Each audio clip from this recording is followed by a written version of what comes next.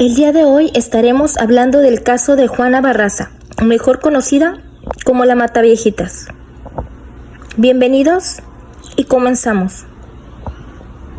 Juana Barraza nació un 27 de diciembre de 1958 en Epazoyucan, Hidalgo, México. Su padre abandonó a su madre el mismo día que ella nació y se llevó con él a su hermano. 3 meses después, su madre y ella se trasladaron al entonces Distrito Federal. Su madre, Justa Imperio, se dedicaba a las labores domésticas y tuvo 2 hijos con otro hombre. También destaca en esta parte de su vida que su madre se volvió alcohólica y que tenía una situación muy precaria. Juana tenía prohibido salir a la calle e ir a la escuela, ya que su madre consideraba que las mujeres no necesitaban estudiar para ser amas de casa. Diariamente, Barraza era agredida de forma física y verbal por su madre.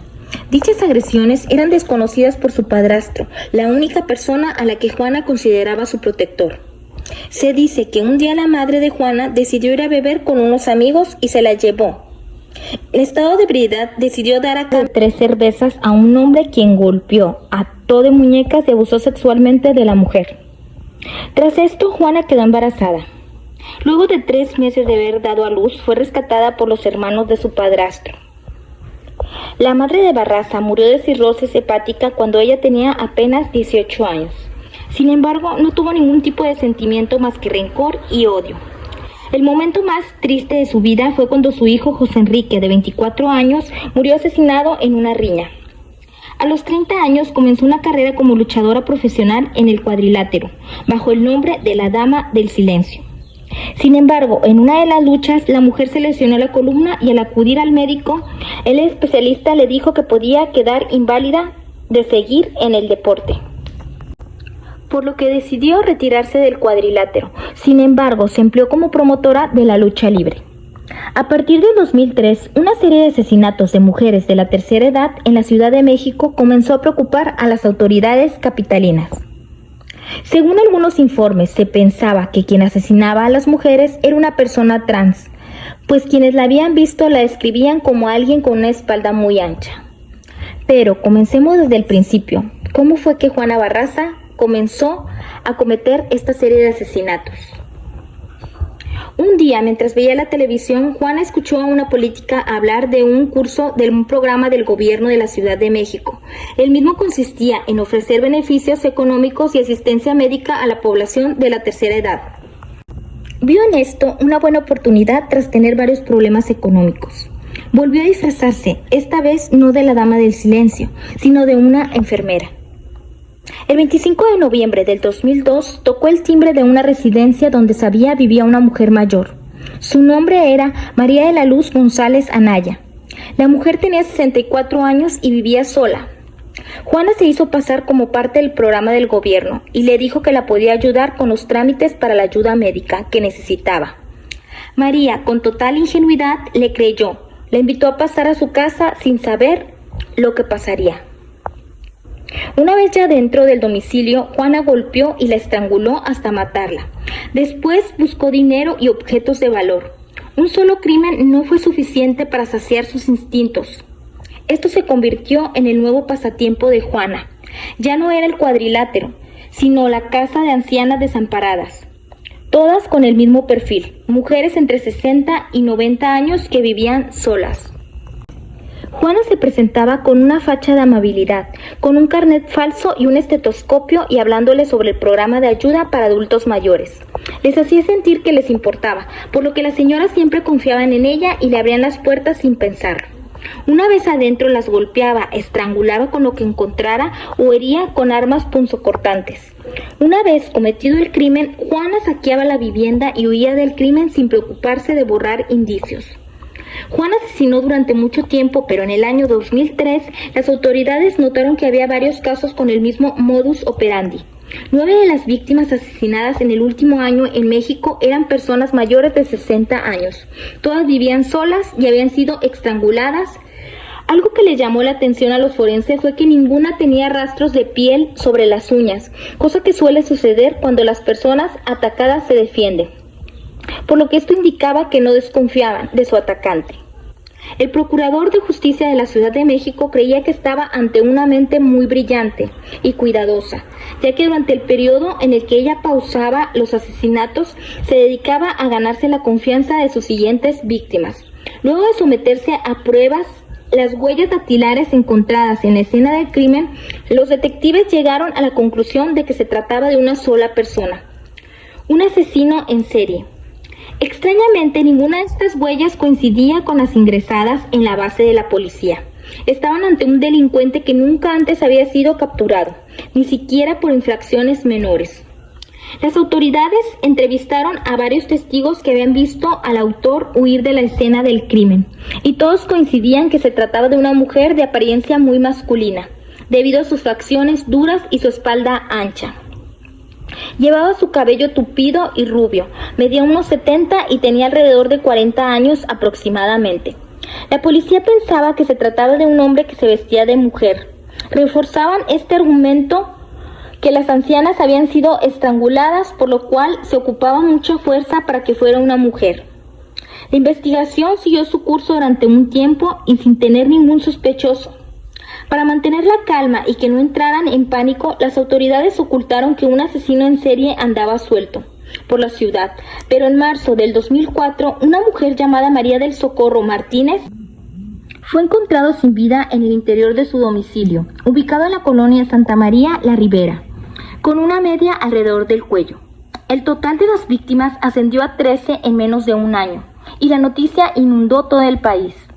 La comunidad gay de la Ciudad de México levantó fuertes protestas en contra del gobierno porque los acusaban como posibles sospechosos solo por sus preferencias sexuales. En programas televisivos, los diarios y el periodismo en general le pusieron un apodo al asesino, el Mataviejitas. Presionados por la insistencia de los ciudadanos, las autoridades empezaron a capturar a todo sospechoso que se cruzaba. El primer sospechoso fue Alejandro Obando, un exconvicto quien habría ingresado al domicilio de una señora de 63 años para intentar abusarla. Tras varios forcejeos, intentó besarla, por lo que le mordió la lengua y el hombre huyó.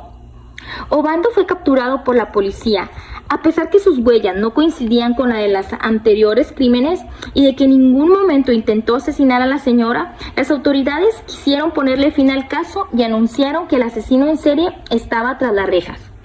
Pero la lista de asesinatos seguía en aumento. Las autoridades estaban desesperadas por cerrar el caso. El 1 de abril de 2004 anunció una nueva detención.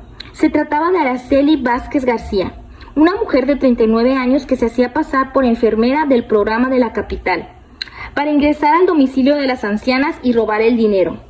La habían encontrado con un reloj y un anillo bastante costoso. Cuando realizaron las investigaciones, descubrió que pertenecía a una señora de 81 años que había sido asesinada tiempo atrás. Araceli aceptó más de 20 cargos por robos, pero se declaró inocente del asesinato de la anciana. Las autoridades, desesperadas por cerrar el caso y devolver la tranquilidad a la población, sin muchas pruebas la sentenciaron a 17 años y 7 meses de prisión. De nueva cuenta, los titulares decían que habían atrapado a la verdadera culpable, pero como era de esperarse, se encontraron más fallecidas. Una mujer llamada María del Carmen Cardona fue hallada en su domicilio estrangulada con el cable de una televisión, y Araceli fue automáticamente puesta en libertad, y la ineptitud de la policía quedó completamente expuesta. Pero las capturas no cesaron y detuvieron en septiembre de ese mismo año a Jorge Mario Tablas Silva, un hombre de 54 años. No tenía nada en su contra excepto el hecho que era alcohólico y consumía sustancias y tenía preferencias íntimas distintas. Los medios lo catalogaron como un hombre con ideas delirantes y que sufría depresión, y tenía tendencias a querer quitarse la vida.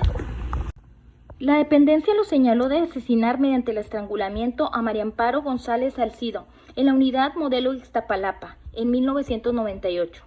También le adjudicaron el fallecimiento de María Eugenia González Nogués, de 76 años de edad, en la colonia El Valle, que ocurrió en el año 2003.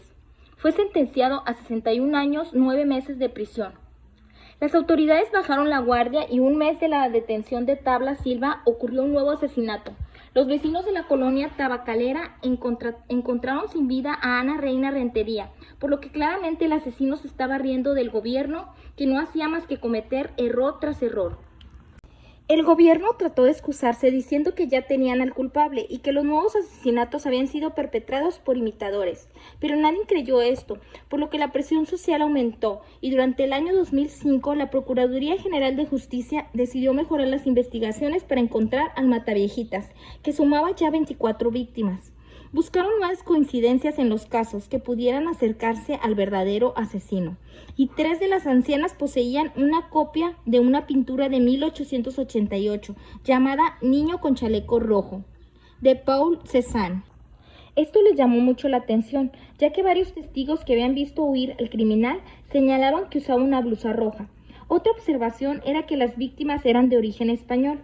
A pesar de que estos datos eran interesantes, no aportaban nada en la búsqueda, por lo que le confeccionaron un retrato robot y un busto de arcilla, tomando en cuenta 140 retratos de testigos, por lo que fue presentado en una conferencia de prensa. La sociedad, lejos de ver como un avance, lo vio como un gasto innecesario para calmar la situación. La policía dispuso una red de prevención. Cientos de policías encubiertos se presentaron en las calles de la ciudad. La mayoría se presentó en parques, incluso le pagaban a ancianas para que se prestaran como carnada. Finalmente los asesinatos cesaron. Las autoridades se tranquilizaron, pero era cuestión de tiempo para que volviera a atacar. Pero lejos de Juana estar preocupada, ella seguía su día a día con normalidad, y el 25 de enero del 2006, Juana se levantó y preparó desayuno para sus hijos. Y cuando se fueron a la escuela, la mujer salió a ofrecer sus servicios como empleada doméstica. Alrededor de las 11 de la mañana, Juana caminaba por la calle José Jasso en la colonia Moctezuma, cuando vio a una mujer de 84 años llamada Ana María de los Reyes Alfaro, que regresaba de hacer un mandado. Estaba encorvada por el peso de las bolsas, por lo cual Juana se ofreció a ayudarla y llevarla hasta su casa, por lo que la señora aceptó y la guió hasta su hogar. Una vez dentro, Juana le dijo que se dedicaba a hacer servicios de lavado y planchado, y Ana María le ofreció 22 pesos por docena de ropa, a lo que Juana le respondió que era muy poco. La anciana la provocó diciendo que era una gata y que las gatas siempre querían más dinero. Juana tomó el estetoscopio que se encontraba sobre la mesa, se puso detrás de la anciana y utilizando el cordón de caucho, rodeó su cuello hasta dejarla sin aire. Luego de cometer el crimen, siguió su modus operandi y tomó todos los objetos de valor, y mientras huía del lugar, se topó con un joven que la miró de arriba abajo. Ella pasó por su lado sin pensar que este era un inquilino de la señora. El hombre entró al edificio y vio que Ana María estaba sin vida en el piso de la cocina. Llamó de inmediato a la policía y describió al responsable. Los agentes identificaron que las características coincidían con el busto realizado hace meses atrás. Las alarmas se encendieron y persiguieron a Juana durante un rato hasta que lograron capturarla. Una vez detenida, le tomaron las huellas dactilares y para sorpresa de todos, estas coincidían en las encontradas en los crímenes. Y finalmente tenían en sus manos a la verdadera Mataviejitas. Juana confesó haber asesinado a Ana María y otras 3 mujeres, pero negó estar implicada en el resto de los casos. Sin embargo, el hecho que trajera un estetoscopio y planillas de solicitud de pensión para ancianos y una tarjeta que la identificaba como trabajadora social dejaba al descubierto su modus operandi. Además, las huellas dactilares de todos los lugares de investigación anteriores la implicaban, no tenía forma de liberarse. Los medios de comunicación hicieron correr la noticia, pero la población decía que el hecho de haberla descubierto en el acto significaba que la policía no había hecho realmente nada. Incluso se puso en duda que hubieran detenido a la asesina en serie. Juana fue vista en varios programas televisivos para mostrar su similitud con el busto de arcilla. Al mismo tiempo se inició el proceso penal. Era momento de que Barraza dejara de ser un problema para pasar a ser historia. El 30 de mayo del 2008, Juana declaró ante el juzgado que su motivación para cometer los crímenes había sido la necesidad económica. Pero, en cuanto los agentes la presionaron un poco, ella confesó la verdadera razón de los asesinatos. Dijo que odiaba a las señoras mayores porque le recordaban a su madre, que siempre la había maltratado, y habló de cuando fue una niña, y su mamá justa le había pegado, maldecido y finalmente regalado a un señor para que la abusara. No mostró arrepentimiento por los crímenes, pero sí expresó que no merecía el perdón de Dios ni de nadie. La fiscalía la acusó de un total de 48 crímenes. Aunque solo una parte pudo ser probada, Juana Barraza fue sentenciada a 759 años de cárcel por el asesinato de 16 mujeres entre 60 y 85 años. y por 12 robos agraviados. Si bien la ley permite que pasados los 50 años de cárcel se aplique la libertad condicional, a Juana le revocaron este derecho. También el de reducción de condena y el de la posibilidad de pagar una fianza, por lo cual pasará el resto de su vida en la cárcel de Santa Marta, Acatitla. Y este fue el caso de Juana Barraza, la Mataviejitas. Me despido y nos vemos hasta la próxima.